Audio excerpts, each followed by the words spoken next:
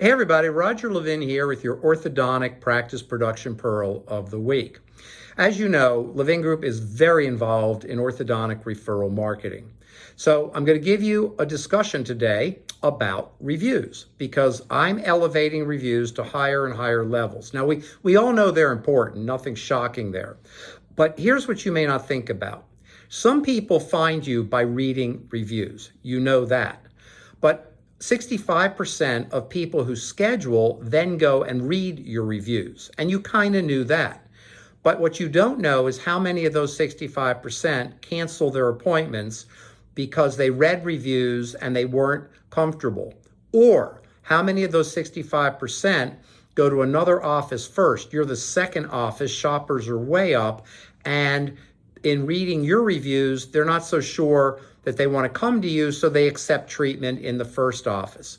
Or someone who comes to you has read your reviews, they're a little bit skeptical, a little bit cynical, because the reviews were somewhere between okay or a bad review or two, so they shop the next office and decide to have treatment there. These are the things we don't think about, and they're almost impossible to measure. So having lots of powerful, great reviews is a really important criterion. And I'm going to teach you right now, in a minute and a half, how to get powerful, great reviews for free.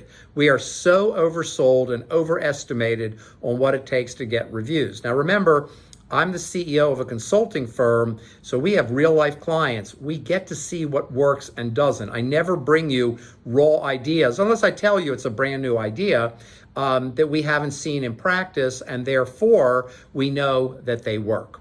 So what we're doing with our clients is having every patient after the visit. Now, a lot of the patients, of course, are kids, or most of them, but we talk to the mothers, and the first thing we ask is a customer service question when they go back to the front desk.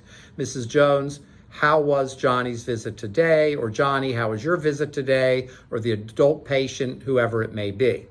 And then when we hear something good, which is almost all the time, we then have our next piece of the script. Mrs. Jones, would you do me a favor? Would you be nice enough to write a review about our practice so other people can get a sense of your experience? Don't be uncomfortable doing this. This is great. They love it. If you're uncomfortable, it's your comfort zone, not the patient's. When you're nice to people and you're subtle and polite, nothing is ever a problem. And Mrs. Jones will almost always say yes. Then hand her what we call the Google card.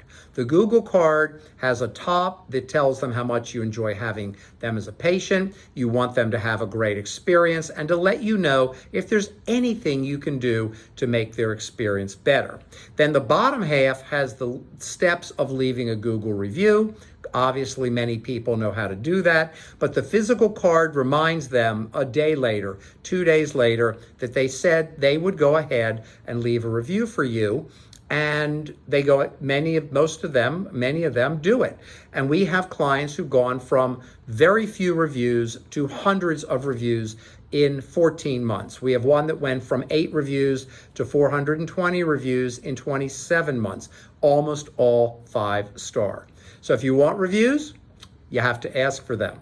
As always, I wish you increased practice production and referrals every year, and I'll see you next week.